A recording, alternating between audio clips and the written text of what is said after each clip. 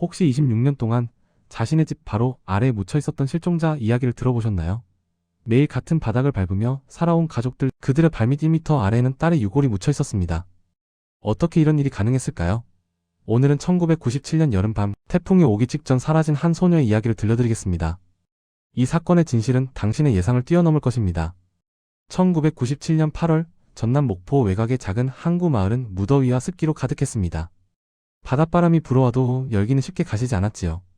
이곳에는 해동 인쇄소라는 작은 가게가 있었습니다. 동네 사람들의 청첩장과 전단지를 찍어주며 소박하게 운영되는 곳이었습니다. 인쇄소를 운영하는 강태식 씨는 45살의 성실한 가장이었습니다. 그의 아내 문정희 씨는 41살로 남편과 함께 인쇄소 일을 거들며 두 딸을 키우고 있었습니다. 첫째 딸은 이미 대학생이 되어 서울에서 생활하고 있었고 막내딸 강지은은 18살 고등학교 3학년이었습니다. 지은은 글쓰기를 유난히 좋아하는 소녀였습니다.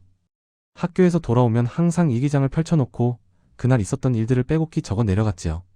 기자가 되고 싶다는 꿈을 품고 있었고 세상의 진실을 밝히는 사람이 되겠다고 자주 말하곤 했습니다. 그런데 1997년 8월 초 지은의 행동에 이상한 변화가 나타나기 시작했습니다. 평소 밝고 수다스럽던 아이가 갑자기 조용해졌습니다. 밥을 먹을 때도 어딘가 멍한 표정으로 창밖만 바라보곤 했지요. 8월 9일 토요일 저녁 언니가 집에 내려왔을 때였습니다. 지은은 언니의 방으로 조용히 들어왔습니다. 그리고 문을 닫더니 낮은 목소리로 말했습니다. 언니, 나 이상한 걸 봤어. 언니가 물었습니다. 뭘 봤는데? 지은은 잠시 망설이다가 대답했습니다. 지금 말하면 큰일 날 것 같아. 근데 너무 무서워. 어떡하지? 언니는 그때 그 말을 대수롭지 않게 여겼습니다. 동생이 무슨 드라마라도 본 건가 싶었지요. 그래서 가볍게 웃으며 대답했습니다. 무슨 소리야. 큰일이 뭐가 있겠어. 지은은 더 이상 말하지 않았습니다. 그저 고개를 끄덕이고는 방을 나갔습니다. 그것이 언니와 지은의 마지막 대화였습니다. 이틀 뒤인 8월 11일 월요일, 기상청은 강력한 태풍이 남해안으로 접근하고 있다고 경보를 발령했습니다. 마을 사람들은 서둘러 창문에 테이프를 붙이고 물건들을 실내로 옮겼습니다. 항구의 배들도 단단히 묶어두었지요. 저녁 7시쯤 지은은 평소처럼 저녁 식사를 했습니다. 어머니 문정희 씨의 기억에 따르면 그날 지은은 밥을 거의 먹지 않았다고 합니다. 계속 시계만 쳐다보고 있었다고 하지요. 지은아, 밥 먹어. 왜 그렇게 시계만 봐? 어머니가 묻자 지은은 아무것도 아니라고 대답했습니다. 그리고 방으로 들어갔습니다. 그날 밤 9시 32분 마을 전체에 갑자기 정전이 발생했습니다. 태풍의 영향으로 송전탑에 문제가 생긴 것이었습니다. 마을 전체가 암흑에 잠겼습니다. 바람은 점점 거세지고 있었고 빗방울이 떨어지기 시작했습니다. 아버지 강태식 씨는 촛불을 켜고 손전등을 찾았습니다. 어머니는 부엌에서 물을 받아놓았지요. 그런데 지은의 방에서는 아무 소리도 들리지 않았습니다. 밤 11시쯤 어머니가 지은의 방문을 두드렸습니다. 대답이 없었습니다. 문을 열어보니 방은 텅 비어 있었습니다. 창문은 열려 있었고 커튼이 바람에 날리고 있었습니다. 처음에는 화장실에 간 줄 알았습니다. 하지만 집 안 어디에도 지은의 모습은 보이지 않았습니다. 현관문도 잠겨 있었습니다. 그렇다면 창문으로 나간 것일까요? 부모님은 급히 손전등을 들고 밖으로 나갔습니다. 태풍 전야의 바람은 이미 사람이 제대로 서 있기 힘들 정도였습니다. 빗줄기도 거세졌습니다. 지은아, 강지은. 부모님의 외침은 바람 소리에 묻혔습니다. 이웃집 몇 군데를 두드렸지만 모두 자고 있었거나 정전 때문에 문을 열지 않았습니다. 밤새도록 지은을 찾았지만 흔적조차 없었습니다. 다음날 새벽 태풍은 목포를 비껴갔습니다. 해가 뜨자 마을 사람들이 수색에 나섰습니다. 그리고 오전 9시쯤 바닷가 방파제 근처에서 누군가 소리쳤습니다. 여기 신발 있어요. 달려가 보니 바위 틈에 운동화 한 짝이 끼어 있었습니다. 지은이 자주 신던 하얀색 운동화였습니다. 신발끈은 풀려 있었고 바닷물에 젖어 있었습니다. 경찰이 출동했습니다. 해경도 함께 수색에 나섰습니다. 바다 사고로 추정되었습니다. 태풍 전야에 바다로 나간 것이 아니냐는 의견이 지배적이었지요. 하지만 부모님은 믿을 수 없었습니다. 지은은 어릴 때부터 바다를 무서워했습니다. 물에 들어가는 것조차 싫어했던 아이였습니다. 그런 아이가 태풍이 오는 밤에 혼자 바다로 갔을 리 없었습니다. 경찰은 며칠간 수색을 계속했지만 시신은 발견되지 않았습니다. 해류에 떠내려간 것으로 판단되었습니다. 실종 신고가 접수되었고 수사가 시작되었습니다. 담당 형사는 가족과 주변 인물들을 조사했습니다. 하지만 특별한 단서가 나오지 않았습니다. 지은의 일기장도 찾을 수 없었습니다.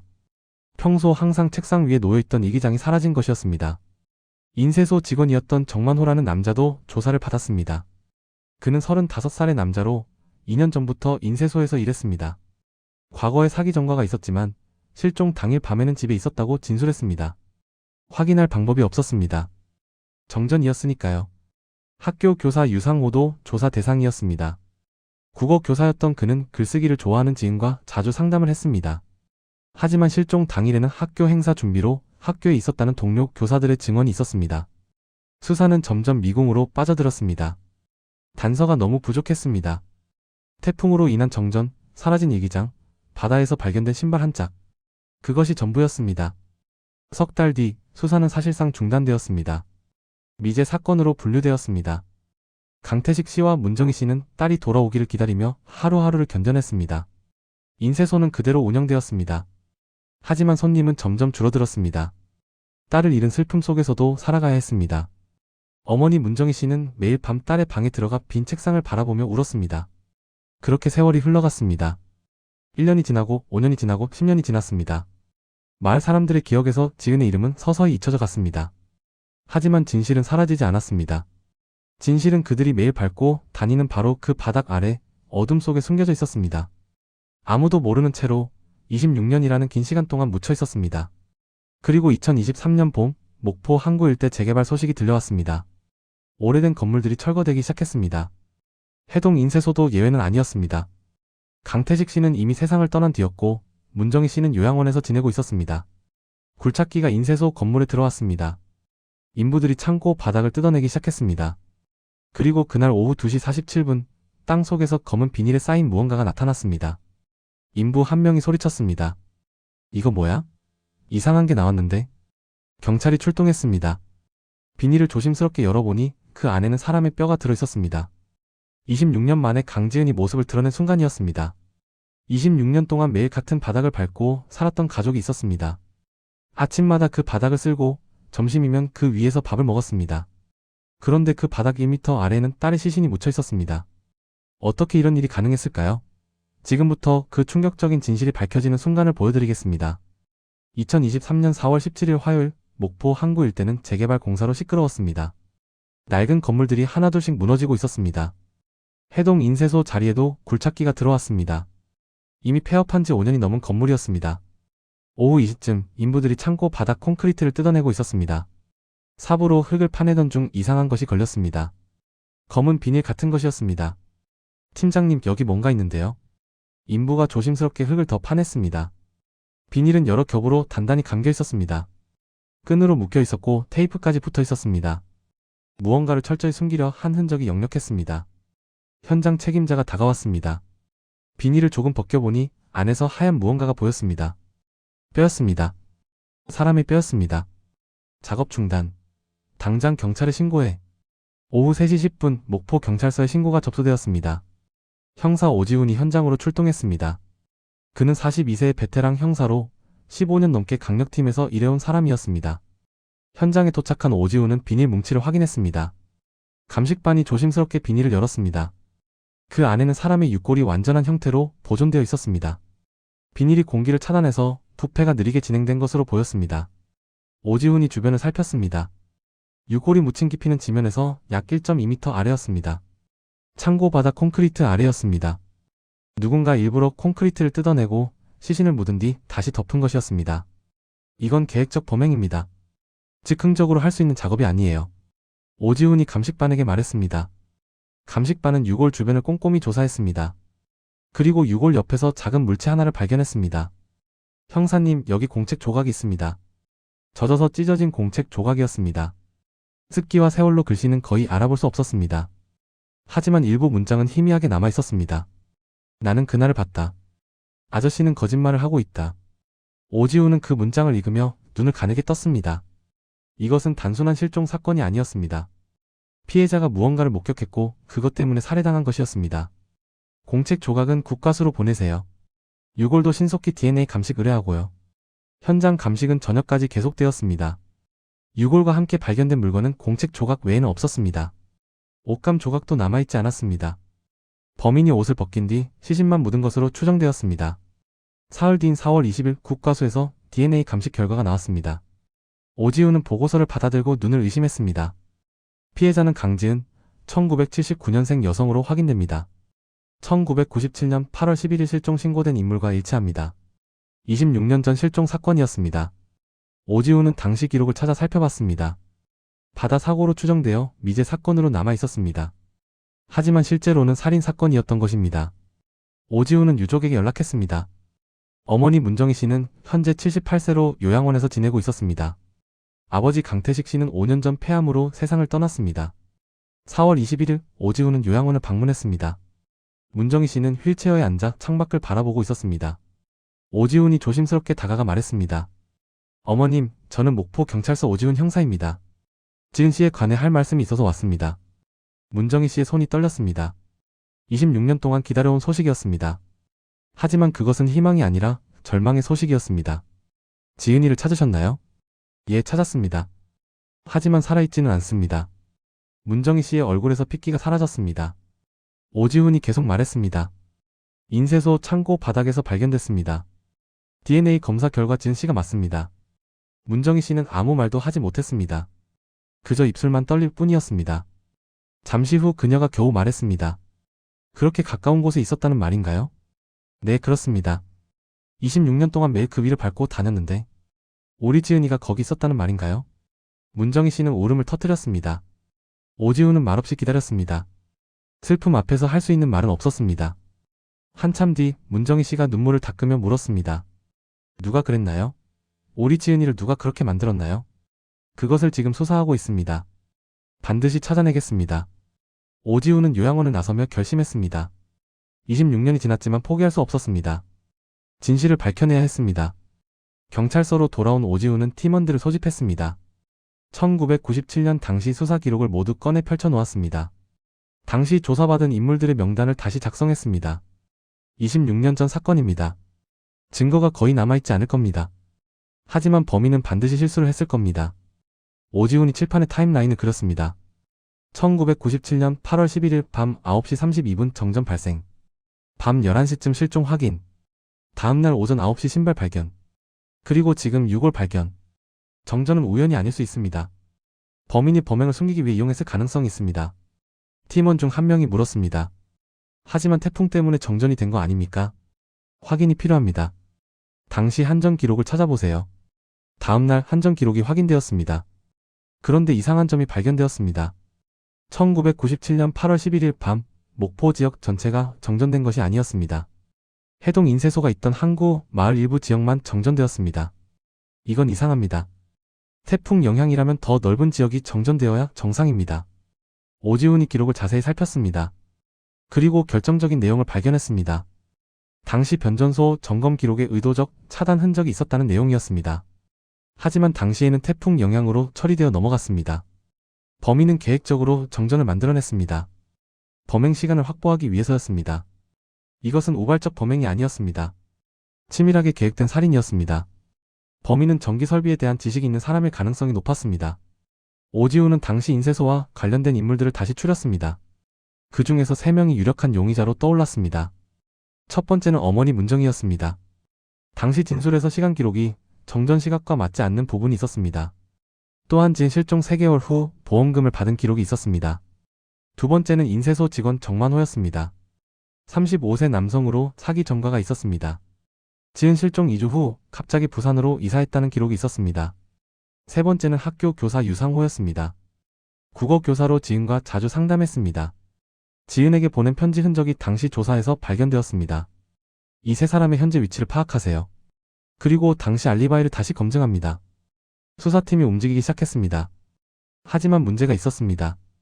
26년이라는 시간이 너무 많은 것을 지워버렸습니다. 증인들의 기억은 희미했고 증거는 거의 남아있지 않았습니다. 그럼에도 오지훈은 포기하지 않았습니다. 유골과 함께 발견된 공책 조각, 계획된 정전, 그리고 3명의 용의자. 이 퍼즐 조각들을 맞춰야 했습니다. 나는 그날을 봤다. 아저씨는 거짓말을 하고 있다. 지은이 남긴 마지막 메시지였습니다. 그녀가 본 것은 무엇이었을까요? 그리고 거짓말을 한 아저씨는 누구였을까요? 진실은 26년 동안 어둠 속에 묻혀 있었습니다. 하지만 이제 그 진실이 서서히 모습을 드러내기 시작했습니다. 오지훈은 사건 파일을 덮으며 생각했습니다. 반드시 끝까지 파헤치겠다고. 수사는 벽에 부딪혔습니다. 26년이라는 시간은 너무 많은 것을 지워버렸습니다. 증인들은 기억하지 못했고 증거는 사라졌습니다. 하지만 형사 오지훈은 포기할 수 없었습니다. 죽은 소녀가 남긴 마지막 메시지, 그것이 유일한 단서였습니다. 나는 그날을 봤다. 아저씨는 거짓말을 하고 있다. 과연 그 아저씨는 누구였을까요? 2023년 4월 25일 오지훈은 3명의 용의자 명단을 책상 위에 펼쳐놓았습니다. 어머니 문정희, 직원 정만호, 교사 유상호. 이 중 한 명은 반드시 진실을 알고 있었습니다. 먼저 문정희 씨를 다시 만났습니다. 요양원에서 두 번째 면담이었습니다. 오지훈이 조심스럽게 물었습니다. 어머님, 1997년 8월 11일 밤 정전이 되었을 때 정확히 어디 계셨습니까? 문정희 씨는 잠시 생각하더니 대답했습니다. 집에 있었습니다. 부엌에서 저녁 설거지를 하고 있었어요. 정전이 된 시각이 9시 32분입니다. 그때 설거지를 하고 계셨습니까? 아니요, 그때는 이미 끝났을 겁니다. 방에 있었을 거예요. 오지훈이 당시 진술 기록을 꺼냈습니다. 당시 진술에서는 정전 직후까지 부엌에 계셨다고 하셨는데요. 문정희 씨의 표정이 굳어졌습니다. 26년 전 일입니다. 기억이 정확하지 않을 수 있어요. 그럼 남편분은 어디 계셨습니까? 인쇄소 창고에서 정리 작업을 하고 있었습니다. 혼자였습니까? 아니요, 직원 정만호가 함께 있었을 겁니다. 오지훈은 다음 질문을 던졌습니다. 지은 씨 실종 3개월 후 보험금을 받으셨습니다. 맞습니까? 문정희 씨가 고개를 끄덕였습니다. 남편이 처리했습니다. 저는 잘 모릅니다. 얼마였습니까? 3천만 원이었습니다. 지은이 고등학교 입학할 때 든 보험이었어요. 오지훈은 더 캐묻지 않았습니다. 어머니를 범인으로 몰기에는 증거가 부족했습니다. 하지만 시간 진술의 불일치는 의심스러웠습니다. 다음은 정만호였습니다. 현재 61세로 부산에서 작은 철물점을 운영하고 있었습니다. 오지훈은 부산으로 내려갔습니다. 철물점 안으로 들어서자 정만호가 카운터에 앉아 있었습니다. 오지훈이 신분증을 보여주며 말했습니다. 목포 남부경찰서 오지훈입니다. 1997년 강지은 실종 사건 관련해서 몇 가지 여쭤보겠습니다. 정만호의 얼굴이 창백해졌습니다. 그 사건이요? 26년 전 일인데요. 기억하십니까? 기억은 하죠. 사장님 딸이 없어져서 온 동네가 난리였으니까요. 오지훈이 물었습니다. 실종 당일 밤 어디 계셨습니까? 집에 있었습니다. 혼자였습니까? 네, 혼자 살았어요. 확인해줄 사람이 있습니까? 없습니다. 26년 전인데 누가 기억하겠어요. 오지훈이 기록을 확인했습니다. 실종 2주 후 부산으로 이사하셨습니다. 갑작스러운 이사 아니었습니까? 정만호가 눈을 피했습니다. 원래 고향이 부산입니다. 돌아온 거예요. 목포에서 2년 일하시다가 갑자기 떠나신 겁니다. 이유가 뭡니까? 사장님 딸 일로 분위기가 안 좋았어요. 일도 줄었고요. 사기 전과가 있으시더군요. 정만호가 입술을 깨물었습니다. 젊을 때 실수입니다. 다 갚았어요. 오지훈은 정만호의 반응을 유심히 관찰했습니다. 뭔가 숨기고 있는 것 같았습니다. 하지만 확실한 증거가 없었습니다. 마지막으로 유상호를 찾았습니다. 현재 68세로 이미 퇴직한 상태였습니다. 광주의 한 아파트에서 살고 있었습니다. 오지훈이 초인종을 눌렀습니다. 문이 열리고 백발의 노인이 나타났습니다. 유상호 선생님이십니까? 그렇습니다만 누구십니까? 경찰입니다. 잠시 이야기 나눌 수 있을까요? 거실로 안내받은 오지훈은 본론을 꺼냈습니다. 1997년 선생님이 가르치던 학생 강지은에 대해 기억하십니까? 유상호의 눈빛이 흔들렸습니다. 기억합니다. 불행한 일이었죠. 지은 씨와 자주 상담하셨다고 들었습니다. 국어 교사였습니다. 글쓰기 좋아하는 학생이라 조언을 해주곤 했죠. 편지도 주고받으셨습니까? 유상호가 잠시 침묵했습니다. 몇 번 있었습니다. 진로 상담 관련해서요.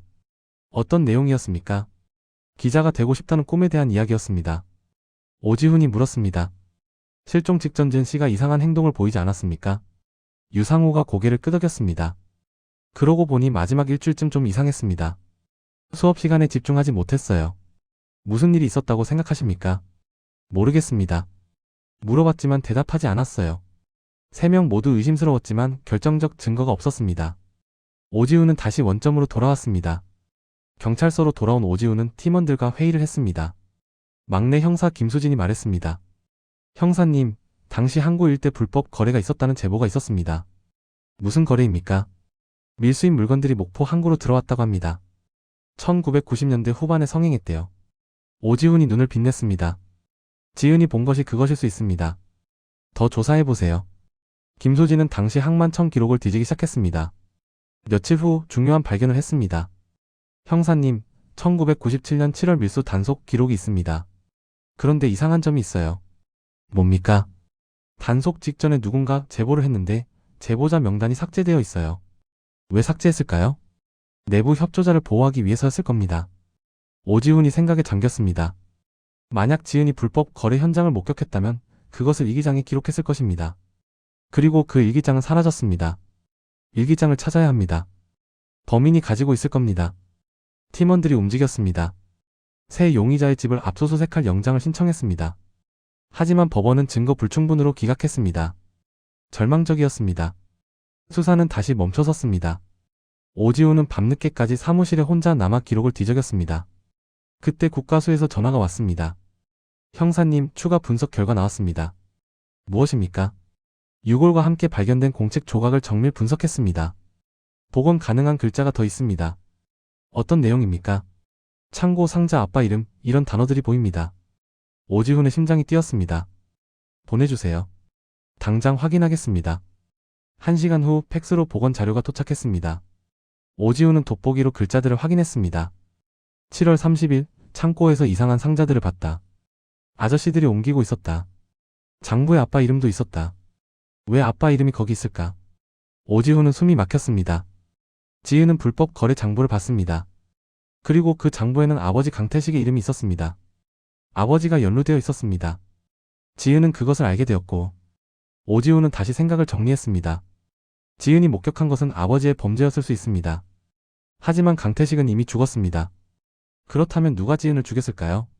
함께 일한 사람이 있었을 겁니다. 아버지만의 범죄가 아니었어요. 오지훈이 다시 정만호를 떠올렸습니다. 인쇄소 직원이었던 그는 창고에 자유롭게 드나들 수 있었습니다. 불법 거래 물품을 숨기기에 인쇄소 창고만큼 좋은 곳도 없었을 것입니다. 정만호를 다시 조사합니다. 이번엔 불법 거래 관련해서 팀원들이 정만호의 과거를 샅샅이 뒤지기 시작했습니다. 그리고 결정적 단서를 발견했습니다. 1997년 9월 정만호의 계좌로 큰 금액이 입금된 기록이 있었습니다. 5천만 원이었습니다. 어디서 나온 돈입니까? 출처가 불분명합니다. 당시 월급이 80만 원이었는데 갑자기 5천만 원이 생겼어요. 오지훈은 확신했습니다. 정만호가 범인일 가능성이 높았습니다. 하지만 여전히 증거가 부족했습니다. 그날 밤 오지훈은 다시 인쇄소 터를 찾았습니다. 철거는 중단된 상태였습니다. 손전등을 비추며 창고 자리를 살폈습니다. 유골이 발견된 곳에서 2m쯤 떨어진 곳에 또 다른 구멍이 있었습니다. 감식반이 놓친 곳이었습니다. 오지훈이 조심스럽게 흙을 파냈습니다. 그리고 그것을 발견했습니다. 녹슨 철제 자물쇠였습니다. 머리카락 몇 가닥이 자물쇠에 엉켜 있었습니다. 감금이었습니다. 지은은 창고에 감금되어 있었어요. 오지훈은 즉시 국과수에 자물쇠를 보냈습니다. 머리카락 DNA 분석 의뢰와 함께였습니다. 희망이 보이기 시작했습니다. 26년 전 사라진 진실이 조금씩 모습을 드러내고 있었습니다. 오지훈은 결심했습니다. 끝까지 파헤치겠다고. 지은을 위해서, 그리고 진실을 위해서. 국과수에서 결과가 나왔습니다. 자물쇠에 붙어있던 머리카락은 강지은의 것이 맞았습니다. 그리고 자물쇠에서 또 다른 DNA가 검출되었습니다. 남성의 것이었습니다. 이제 마지막 퍼즐 조각만 맞추면 됩니다. 26년 동안 숨겨져 있던 진실이 마침내 세상으로 나오려 하고 있었습니다. 2023년 5월 3일 오지훈은 팀원들과 마지막 작전 회의를 했습니다. 정만호를 다시 소환하기로 결정했습니다. 이번에는 증거가 있었습니다. 자물쇠에서 나온 DNA와 정만호의 DNA를 대조해야 합니다. 이미 제출을 요구하고 거부하면 영장을 청구합니다. 오후 2시 정만호가 경찰서에 출두했습니다. 그는 불안한 표정으로 조사실에 앉았습니다. 오지훈이 천천히 입을 열었습니다. 정만호 씨, 1997년 8월 11일 밤 정확히 어디 계셨습니까? 말씀드렸잖아요. 집에 있었습니다.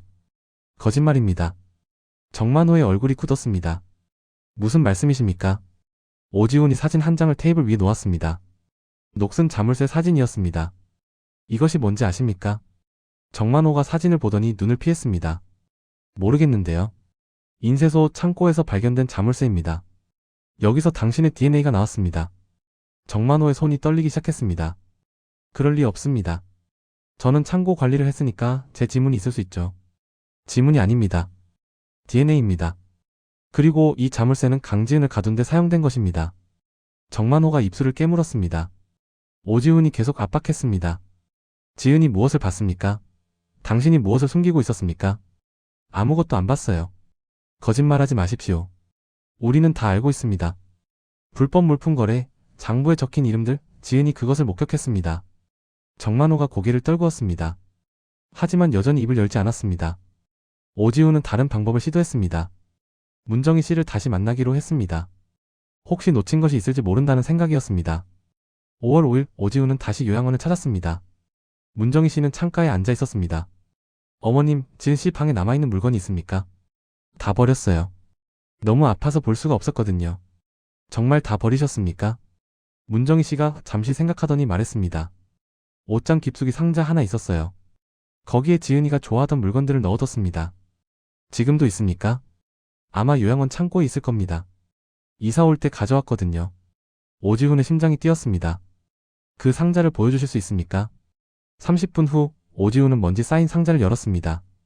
안에는 지은의 교복, 노트, 펜, 그리고 작은 카세트 테이프 하나가 들어있었습니다. 이게 뭡니까? 문정희 씨가 대답했습니다. 지은이가 일기 쓸 때 음악 들으려고 가지고 있던 거예요. 워크맨으로 들었죠. 오지훈이 테이프를 조심스럽게 꺼냈습니다. 레이블에는 아무것도 적혀있지 않았습니다. 평범한 음악 테이프처럼 보였습니다. 이것 가져가도 되겠습니까? 가져가세요. 도움이 된다며? 오지훈은 즉시 경찰서로 돌아왔습니다. 오래된 카세트 플레이어를 구해서 테이프를 넣었습니다. 재생 버튼을 눌렀습니다. 처음에는 잡음만 들렸습니다. 그러다 음악이 흘러나왔습니다. 1990년대 가요였습니다. 오지훈이 빨리 감기를 눌렀습니다. 그리고 그것이 나왔습니다. 떨리는 소녀의 목소리였습니다. 엄마, 나 지은이야. 이거 듣고 있다면 내가 집에 없다는 거겠지. 무서워. 나 창고에 갇혀 있어. 어두워. 아빠가 아니야. 정만호 아저씨가 날 여기 가뒀어. 내가 봤거든. 상자 속에 뭐가 들었는지. 장부에 아빠 이름이 있는 것도 봤어. 아저씨가 입 다물라고 했어. 안 그러면 아빠도 잡혀간다고. 근데 무서워. 아저씨 눈빛이 이상해. 엄마 살려줘. 목소리가 끊겼습니다. 그리고 다시 잡음만 들렸습니다. 오지훈은 테이프를 멈췄습니다. 손이 떨렸습니다. 지은은 죽기 전 마지막 메시지를 남긴 것이었습니다. 워크맨으로 녹음한 것이었습니다. 정만호입니다. 범인은 정만호였어요. 오지훈이 팀원들을 소집했습니다. 테이프를 들려줬습니다. 모두 충격에 빠졌습니다. 이제 결정적 증거가 있습니다. 정만호를 체포합니다. 5월 6일 새벽, 경찰은 부산의 정만호 집으로 향했습니다. 오전 6시 체포 영장을 집행했습니다. 정만호는 끌려 나오면서도 부인했습니다. 저 아닙니다. 저 안 했어요. 목포로 압송된 정만호는 다시 조사실에 앉았습니다. 오지훈이 테이프를 재생했습니다. 지은의 목소리가 흘러나왔습니다. 정만호의 얼굴이 하얗게 질렸습니다. 몸이 떨리기 시작했습니다. 이건 조작입니다. 조작이 아닙니다. 국가수 감식 결과 26년 전 녹음이 맞습니다. 오지훈이 자물쇠 사진을 다시 보여줬습니다. 당신 DNA가 나왔습니다. 지은을 가둔 것도 당신입니다. 이제 끝입니다. 정만호가 고개를 떨어뜨렸습니다. 한참 침묵이 흘렀습니다. 그리고 그가 입을 열었습니다. 맞아요. 제가 했어요. 조사실이 고요해졌습니다. 정만호가 계속 말했습니다. 강 사장님이랑 같이 일했어요. 밀수품을 창고에 보관했습니다. 담배, 술, 전자제품들이었어요. 그걸 팔아서 돈을 나눠 가졌죠. 지은이 그것을 봤습니까? 7월 말쯤이었어요. 창고에서 상자를 옮기는 걸 봤습니다. 장부도 봤고요. 거기 강 사장님 이름이 있었어요. 그래서 어떻게 했습니까? 겁을 주려고 했어요. 말하면 아버지가 감옥 간다고. 처음엔 무서워하면서 말 안 하겠대요. 근데 8월 초에 태도가 변했어요. 어떻게 변했습니까? 일기장에 다 적었다고 했어요. 경찰에 신고하겠다고. 아빠는 몰라서 한 거라고. 저만 잡아가면 된다고 했어요. 정만호가 손으로 얼굴을 가렸습니다. 무서웠어요. 제가 다 뒤집어 쓰게 생겼잖아요. 그래서 그날 밤 태풍 오기 전에 정전을 만들었습니다. 어떻게 만들었습니까? 변전소에서 일하는 친구가 있었어요. 돈 주고 부탁했습니다. 30분만 전기를 끊어달라고. 그리고요? 지은이 방 창문으로 들어갔어요. 자고 있었어요. 입을 막고 창고로 데려갔습니다. 자물쇠로 묶어뒀어요. 왜 죽였습니까? 정만호가 눈물을 흘렸습니다. 죽이려던 건 아니었어요. 그냥 겁만 주려고 했어요. 근데 지은이가 계속 소리를 질렀어요. 살려달라고. 경찰 부르겠다고. 그래서 입을 막았는데 너무 세게 막았나 봐요. 숨이 끊어진 겁니까? 네. 제 손으로 그렇게 됐어요. 조사실이 무거운 침묵에 잠겼습니다. 정만호가 고개를 숙인 채 울고 있었습니다. 시신은 어떻게 했습니까? 창고 바닥을 팠어요. 하루 종일 걸렸어요. 비닐로 싸서 묻었습니다. 그리고 다시 콘크리트를 부었어요. 일기장은요? 태워버렸습니다. 신발 한 짝은 바다에 던졌고요. 사고처럼 보이게 하려고요. 강태식 씨는 알았습니까? 몰랐어요. 딸이 없어졌다고 미친 듯이 찾아다녔어요. 저도 같이 찾는 척했습니다. 26년 동안 양심의 가책은 없었습니까? 정만호가 얼굴을 들었습니다. 눈물로 범벅이 된 얼굴이었습니다. 매일 악몽을 꿨어요. 지은이가 나타나서 왜 죽였냐고 물어봤어요. 술을 마셔도 잠이 안 왔어요. 그래도 숨겼어요. 겁이 났으니까요. 오지훈이 녹음을 멈췄습니다. 자백은 끝났습니다. 26년 만에 진실이 밝혀진 것입니다. 5월 10일 검찰은 정만호를 살인죄로 기소했습니다. 재판이 시작되었고 증거들이 제출되었습니다. 녹음 테이프, 자물쇠, DNA 감식 결과, 그리고 자백 조서. 6월 15일 1심 판결이 나왔습니다. 무기징역이었습니다. 판사가 말했습니다. 피고인은 18살 소녀를 감금하고 살해한 뒤 26년간 시신을 은폐했습니다. 반성의 기미도 보이지 않았습니다. 중형이 불가피합니다. 정만호는 고개를 숙인 채 법정을 나갔습니다. 오지훈은 요양원으로 문정희 씨를 찾아갔습니다. 어머님, 범인을 잡았습니다. 문정희 씨가 눈물을 흘렸습니다. 우리 지은이가 이제 편히 쉴 수 있겠네요. 네, 이제 따님을 집으로 모셔갈 수 있습니다. 8월 11일 지은이 실종된 지 정확히 26년 되는 날이었습니다. 유골은 화장되어 가족 묘지에 안장되었습니다. 작은 장례식이었습니다. 어머니와 언니 그리고 몇몇 친척들만 참석했습니다. 묘비에는 이렇게 적혀 있었습니다. 강지은 1979년 11월 3일 태어나 1997년 8월 11일 하늘로 진실을 사랑한 소녀 편히 쉬소서. 오지훈은 묘지를 떠나며 고개를 들었습니다. 하늘은 맑았습니다. 바람이 불어왔습니다. 항구의 바람이었습니다. 26년 동안 묻혀있던 진실이 마침내 세상으로 나왔습니다. 늦었지만 정의는 실현되었습니다. 오지훈은 생각했습니다. 진실은 결코 사라지지 않는다고. 아무리 깊이 묻어도 언젠가는 드러난다고. 그리고 그것이 형사로서 자신이 해야 할 일이라고. 오늘 이야기는 여기까지입니다. 26년 만에 밝혀진 진실 어떻게 보셨나요? 이 채널에서는 앞으로도 실화를 바탕으로 한 미스테리 사건들을 다룰 예정입니다. 구독과 좋아요 부탁드립니다. 시청해주셔서 감사합니다.